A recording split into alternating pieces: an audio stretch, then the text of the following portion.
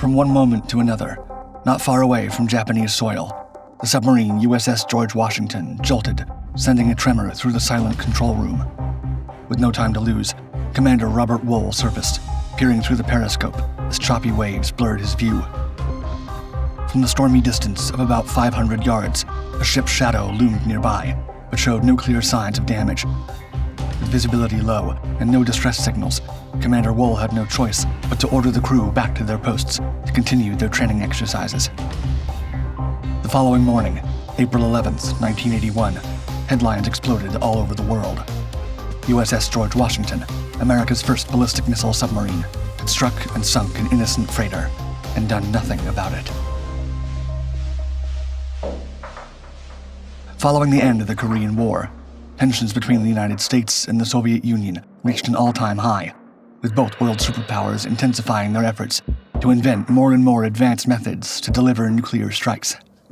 The United States initially relied on land-based missiles and bombers, but as Soviet capabilities grew, these assets became quite vulnerable. In response, the Navy began developing the Polaris missile, a revolutionary solid-fueled nuclear weapon that, unlike the cumbersome liquid-fueled missiles, could be fired quickly and unpredictably from beneath the ocean's surface via submarines. But when the Soviets stunned the world in August 1957 by launching the SS-6, the first intercontinental ballistic missile, fears of a sudden Soviet strike against Strategic Air Command bombers sent Polaris development into overdrive, and the original timeline for the submarine construction to launch it on, initially planned for 1962, was deemed too long of a wait. Now, the Navy, racing to close the gap, decided to use 2 submarines already under construction to carry these new weapons, with 3 additional purpose-built vessels commissioned to follow, setting the stage for America's latest branch of the nuclear triad. USS Scorpion was laid down on November 1st, 1958. She was initially designed as part of a new generation of fast, stealthy, nuclear-powered submarines focused on conventional anti-submarine warfare. However, as the need for a reliable and mobile nuclear deterrent became paramount, and recognizing the potential to save precious time, the U.S. Navy decided to adapt Scorpion mid-construction, converting her into America's first ballistic missile submarine. Under the direction of the Bureau of Ships, Scorpion was rushed through a complex transformation to enable her new mission, coinciding with the development of the revolutionary Polaris missile. Engineers made extensive modifications to convert her, most notably adding a 130-foot extension behind the sail to create a missile compartment capable of housing 16 missiles along with their launch systems. This massive extension required a complete structural redesign. The hull had to be reinforced and internal systems re-engineered to handle the extra weight and space required for missile storage and operations, leading to the birth of the George Washington class. Thus, USS Scorpion, renamed USS George Washington, became the world's first ballistic missile submarine, sliding into the water on June 9, 1959, and joining the fleet later that year. A true underwater force to be reckoned with, George Washington, affectionately nicknamed George Fish by her crew of 112 officers and men, displaced 6,800 tons and measured 381 feet long with a beam of 33 feet. Powered by a single S-5W nuclear reactor, she was capable of reaching a top speed of 22 knots while submerged, giving her the agility and endurance needed for extended patrols. The model was the first of a planned 5 George Washington-class ballistic missile submarines. On June 28, 1960, USS George Washington departed her port and headed toward a missile test site near Port Canaveral, Florida, with 2 of the first Polaris missiles ever created on board. Named after the North Star, Polaris was born from early Cold War experiments, including work by physicist Edward Teller during Project Nubska in 1956, which explored compact nuclear weapons for missile delivery. Drawing on lessons from the Army's Jupiter missile program, Polaris evolved into a solid-fueled 2-stage ballistic missile, ready for testing after 4 years. With a range of about 1,200 miles, the missile enabled submarines to stay concealed in remote waters while keeping critical targets within striking distance. Polaris thus became a linchpin in the United States Cold War strategy, offering a second strike capability that ensured America could retaliate, even in the event of a surprise attack. After firing a dummy load in early July, by the 20th, she and her crew were ready for the groundbreaking achievement. Precisely at 12:39 p.m., George Washington's commanding officer sent President Dwight Eisenhower the message, quote, "Polaris, from out at the deep to target. Perfect." Less than 2 hours later, a second Polaris missile also found its target, with both impacting 1,100 nautical miles downrange, exactly as planned. At last, the age of the ballistic missile submarine had arrived for the U.S. Navy. Soon after her initial test deployment, the Polaris became the backbone of the service's nuclear force.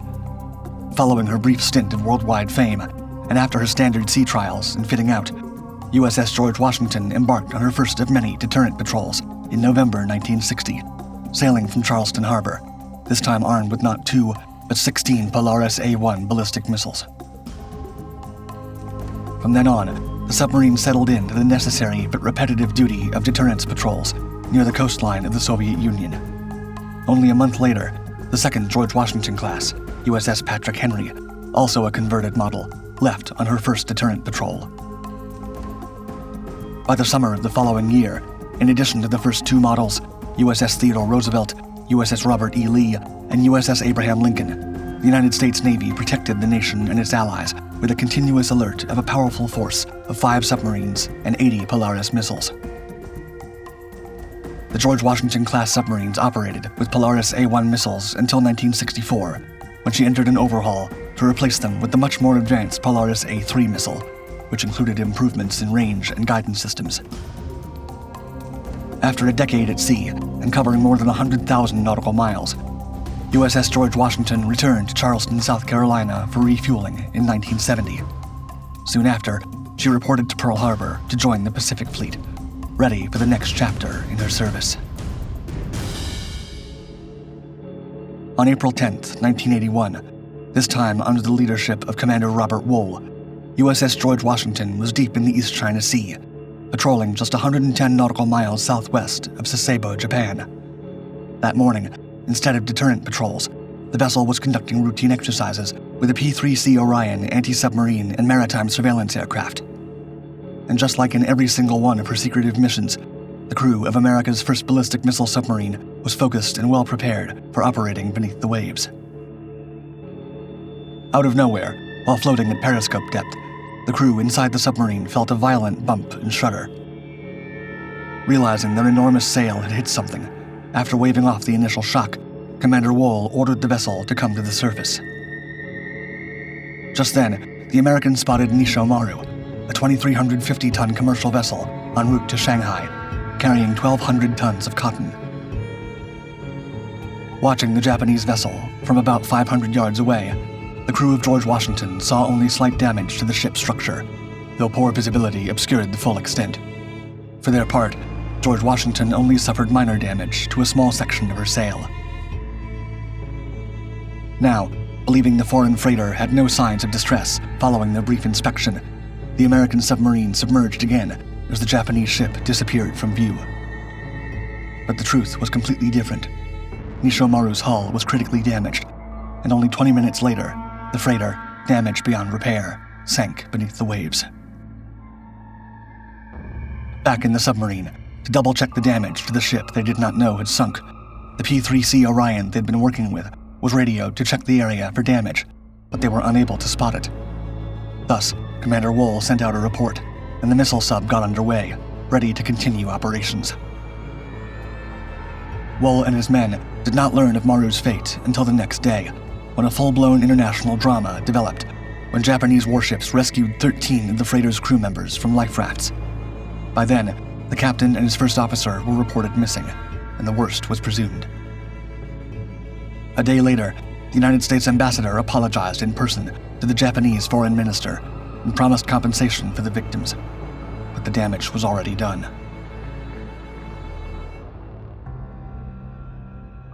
Despite signing a mutual security alliance and attempting to move forward from the devastation of World War II, United States-Japan relations in the early 1980s were strained, to say the least. In addition to Japan's rapidly expanding dominance in the automobile and electronics industries, which threatened domestic trade, There were also more than a few security and defense disagreements. Mainly, the presence of American military bases on Japanese soil, a cornerstone of American Cold War strategy, made pacifist Japan uneasy, especially as anti-nuclear sentiment grew among the public. When the nuclear-armed USS George Washington collided with the harmless freighter Nishomaru just miles from mainland Japan, citizens questioned the risks posed by foreign submarines operating so close to home. The more than 24-hour delay in notifying Japan about the incident, paired with the loss of life, fueled public outcry and demands for accountability. The April accident sparked a political furor, straining U.S.-Japan relations a month before a meeting between Prime Minister Zenko Suzuki and U.S. President Ronald Reagan. Japan's television commentators demanded answers, denouncing the submarine's hit-and-run tactics, and the outrage grew when the survivors of the freighter claimed they saw the submarine's periscope while they were in rafts, but the sub made no attempt to rescue them. Sure enough, on April 21st, Nishomaru Captain Taizo Noguchi and his mate, Sumio Matsunoshita, were found 120 miles from the collision site, tragically lost. The following day, the United States Navy formally accepted responsibility for the collision and greenlighted a payment of about $4.2 million in damages. On August 31st of that same year, the Navy released a final report that concluded the accident resulted from a highly coincidental set of circumstances and was compounded by errors on the part of some members. However, this did not mean the commander of the submarine, Commander Robert Woehl, was directly responsible for the collision. However, once more, the United States Navy reiterated that, quote, the submarine was unable to observe personnel casualties or damage to the Japanese vessel before it disappeared from view. Following the tragic and controversial incident, George Washington returned to Pearl Harbor in 1981 for her final ballistic missile patrol. By then, the United States was complying with the SALT II Treaty, which limited the nuclear arsenals of superpowers. As part of this agreement, every single one of her 16 Polaris missiles was removed, ending her role as a strategic deterrent. In her final years, the George Washington submarine took on a new mission as an attack submarine, with deployments including participation in the 24th Unitas exercise, where she represented the U.S. Navy as its only submarine in a series of multinational training operations. Shortly after, in 1984, she embarked on a unique journey, escorting the aircraft carrier USS John F. Kennedy on a deployment that circumnavigated South America. Over her more than 25 years of service, George Washington completed 55 deterrent patrols, demonstrating the effectiveness of a sea-based nuclear deterrent during some of the most tense periods of the Cold War. In 1985, she was formally decommissioned and removed from the Naval Vessel Registry, and the following year, she was dismantled at Puget Sound Naval Shipyard under the ship's submarine recycling program. The other submarines of her class followed soon after. The decommissioning of these submarines was motivated by two factors: compliance with the SALT II Treaty, and the fact that they had simply reached the end of their service life, having operated for over 20 years in conditions that subjected their hulls to saltwater corrosion and high-pressure cycles. Despite the removal of the George Washington-class submarines, their legacy lives on, as the names George Washington, Theodore Roosevelt, and Abraham Lincoln were passed on to Nimitz-class aircraft carriers. Today, these ships play a critical role in American naval power, supporting operations worldwide, just as their namesake submarines once did during the height of the Cold War.